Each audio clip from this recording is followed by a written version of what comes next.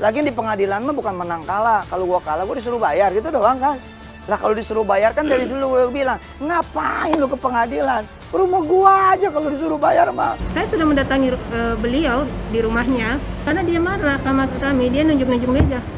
Udah gue baik-baik, udah gue mau ganti. Ya. Kan dari dulu Pak, ya. Tuntutan kita ini cuma aku ini loh korbannya segera dikembalikan, ditangani dong gitu. Kan dia enggak toh, ke rumah saya aja kan loh lucu.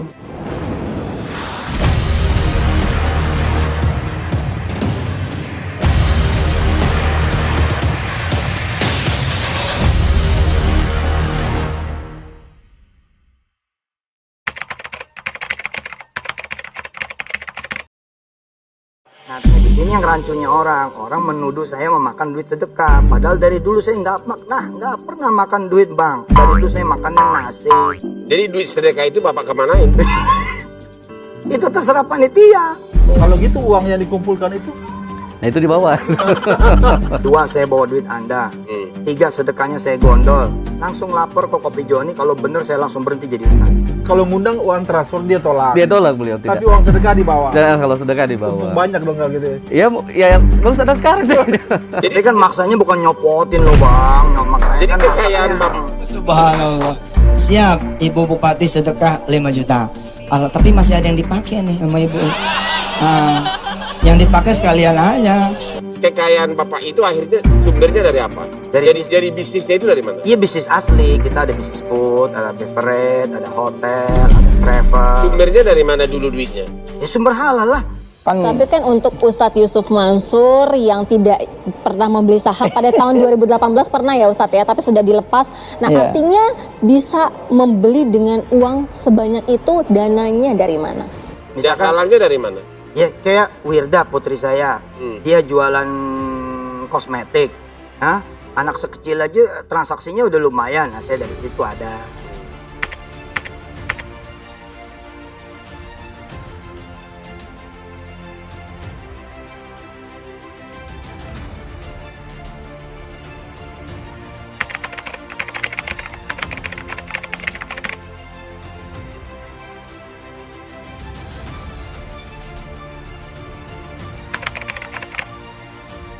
Nah, bila uang amplop aja saya kagak bawa, masa uang sedekah saya bawa? Kira-kira kalau saya bawa itu ke bandara Hong Kong menuju Jakarta, loh, apa jadinya gitu loh? Yusuf Mansur yang bawa uang tunai 2 koper.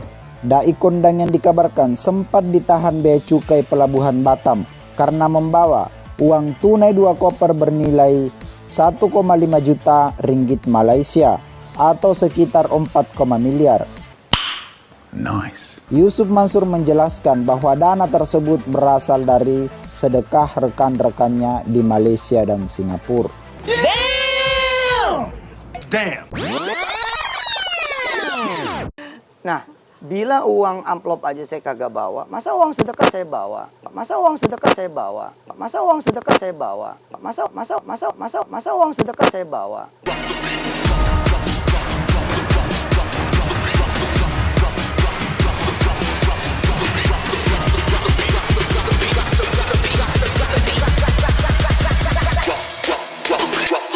Yusuf Mansur menjelaskan bahwa dana tersebut berasal dari sedekah rekan-rekannya di Malaysia dan Singapura.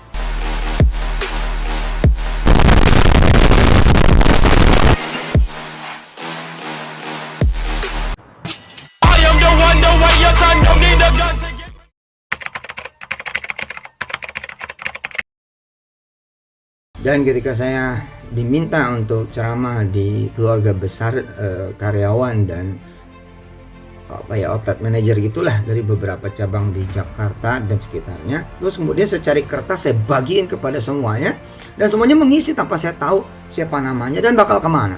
Nah, di salah satu kertas itu ada isinya mobil. Nah, mobil kan nggak mungkin karyawan-karyawannya itu.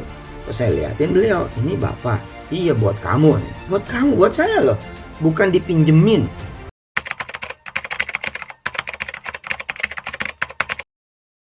Gimana Pak yang benarnya Pak?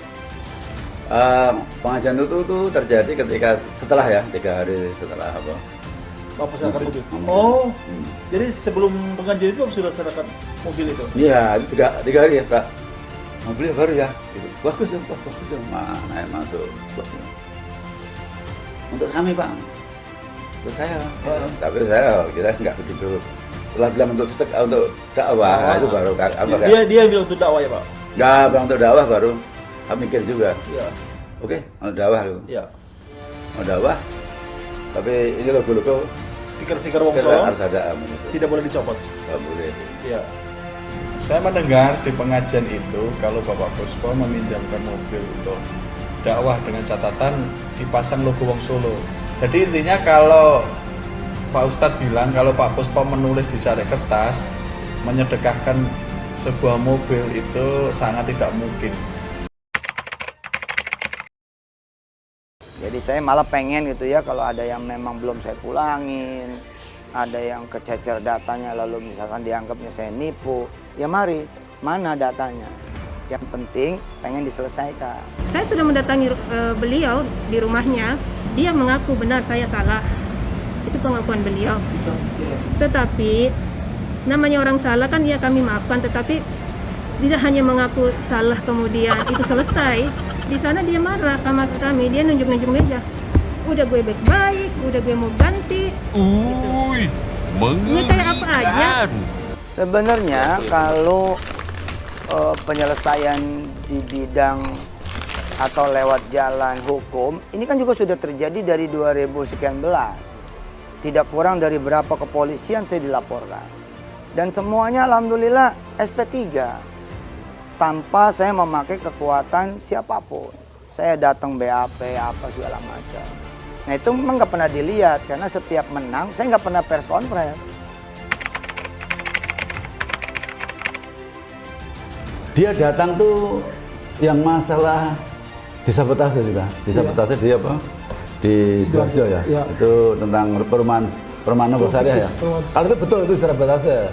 Tapi sebetulnya yang kasus-kasus yang kemarin itu satu pun dia nggak mau datang tuh Pak. Ketika dia dilaporkan di Surabaya nggak datang. Jogja. Ya, di Jogja nggak datang. Di Bogor nggak datang. Iya. Di Tangerang juga nggak datang. Belum pernah datang, nggak berani datang. Di Mabes minta damai. Dia di Mabes nggak damai, ya nggak damai mengembalikan dan ada dikembalikan. Iya. Ada bukti-bukti semua. Iya. Ya, ini bukti-buktinya ada. Iya tunjukkan ya ada buktinya. Tapi Yusuf Mansur ngomong Pak di video bahwa dia selalu menang di polisi dan pelapor selalu kalah gitu Pak. Gimana itu dosa besar memang itu Mas, kurang ajar memang. Seperti di Jogja waktu itu, iya. Aku pantau juga kan. Iya. Itu kan si Yuni, iya. ya, 10 juta dikembalikan tiba-tiba. Iya. Ini mengembalikan uang dalam apa? Proses di kepolisian. Ya aku tahu sendiri lah, biar aja lah. Kalau saya mau gila ya, mau main gila aku juga bisa main kayak gitu, ya nekan bisa. Ya ini, coba antum jangan, ini kurang ajar, sekarang kurang ajar berani sama saya. Itu udah kejahatan besar ini. Pak, kalau Bapak sudah kembalikan orang-orang yang menjadi korban Yusuf Mansur, terus mau damai gimana Pak Yusuf Mansur Pak kalau minta damai? Oh mau Pak, gitu ya Pak? Kita kan hanya pengen Yusuf Mansur kembali, mau lah terus terang, ya berhati lapang itu, kan dari dulu Pak, tuntutan kita ini, cuma aku ini loh korbannya segera dikembalikan, ditangani dong gitu, kan dia enggak tuh. Ke rumah saya aja kan lucu. Ini banyak Pak. Dulu kan kita minta apa tolong semua dipanggil semua. Iya. Nah, dulu pernah kan janji kan saya bisa merodsot di 6 kota besar. 8 kota. Ya, mau menginformasikan bahwa siapa yang merasa ikut investasi ya, maka bisa hubungi saya saja. Kan nggak jadi Pak. Nggak jadi Pak. Kan nggak, kita tunggu nggak jadi kan? Nggak jadi. Malah buat Paitren kan? Buat Paitren lagi. Malah Paitren juga tahu juga. Sama aja Pak. Sama aja kan? Iya. Korban banyak juga Pak. Ya. Saya punya pesantren namanya Darul Quran. Ya. Cabangnya 52. Itu belum rumah tahfiz. Rumah tahfiz itu rumah Quran. Di Indonesia 9.000. Ya. 9.000 rumah tahfiz itu Bang, gratis. Daerah mana itu Pak? Di mana-mana. Kita kemarin saya baru visit ke Mesir, ada 6 rumah tahfiz kami di sana. Oh my God! Wow! Orang Arab ngapain belajar ke rumah tahfiznya Yusuf Mansur? Itu di emperan Masjid Al-Azhar, di pintu gerbang Masjid Husain atau di Raba'ah, itu berseliweran para hafiz. Yusuf Mansur membual, mengatakan punya rumah tahfiz di Kairo. Siapa? Di mana gitu? Saya tanya adik-adik di sana, kamu dengar nggak rumah Tafiz Sumansur? Tidak ada satu orang pun yang tahu.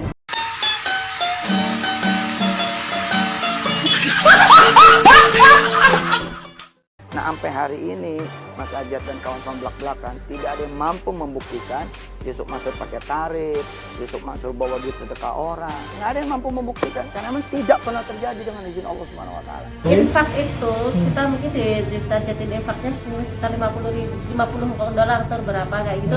Itu buat akomodasi Yusuf Mansur. Buat sewa gedung, sewa salon, untuk apa namanya? Sistemnya itu. Terus habis itu kita bayarin tuh tiket. Itu kan kita tiket pesawatnya dia ke sini. Terus habis itu kan juga ada yang nggak hanya Yusuf Mansur sendiri sih, biasanya ada yang nyampingin, ada asistennya seperti itu. Terus asisten dia gitu? Iya kan, kalau ke Hongkong kan otomatis kita bayar semua akomodasi, terus dia jalan-jalan ke Hongkong dan lain sebagainya kan kita yang bayar tuh. Yusuf Mansur datang di sana sudah ditanggung oleh teman-teman. Iya. Dia kumpulin uang sedekah lagi juga. Dia kumpulkan uang investasi juga. Menurut Yusuf Mansur di video yang baru-baru, dia tidak pernah membawa 1 sen pun uang sedekah yang dikumpulkan dari jemaah. Kalau sedekah tanpa diminta pun dia minta, oh ya kita sedekah. Dia manunya sorban, kita coba udah ngasih kayak gitu. Waktu itu memang ada pengumpulan sedekah kayak gitu? Ada, kita setiap ada itu kan pakai pengumpulan sedekah. Sedekah? Pakai sorban keliling. Penuh duitnya? Hah? Ya banyak. Uangnya dibawa pulang atau dikasih panitia, Bu? Panitia yang ngitung ya biasanya. Jadi itu pasti dibawa pulang dong, Bu? Iya, dibawa pulang dia dong. Jadi di 2010 Januari itu kan sudah tidak ada pembayaran.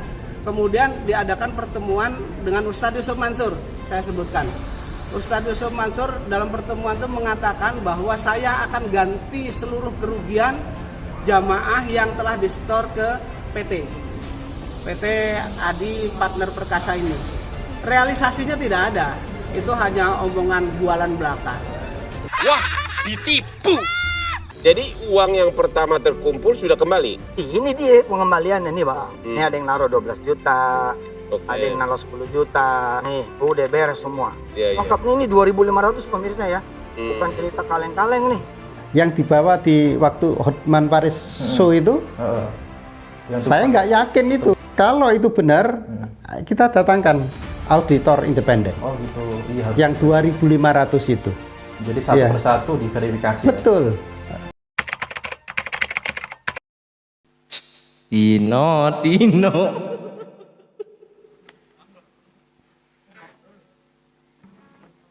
Gue kelas ini. Kelas. Dino riko sukuhi bara. Dino sing tau riko sayang. Dulu saya di sidang juga sama Habib Rizik dan kawan-kawan. Dulu tahun berapa tuh ya? Saya diminta datang. Ayo Ustadz Yusuf klarifikasi, saya datang. Kata Habib Rizik, kamu bantu jelasin nih, ada orang bikin buku begini. Iya Bib, insya Allah saya datang. Begitu saya datang, udah pada ngumpul. Nah, orang yang bikin bukunya nggak datang waktu itu. Apa kata Habib Rizik? Dia peluk saya. Ente berarti yang benar, karena ente berani datang. Itu yang bikin buku ente nggak berani datang, nggak datang. Berarti mereka itu bohong, ente yang benar. Habib Rizik tuh. Nah, gini saya mau jelaskan sedikit. Saya menonton video Yusuf Mansur. Katanya penulis buku itu apa dia bilang? Bohong. Diajak konvertir nggak mau.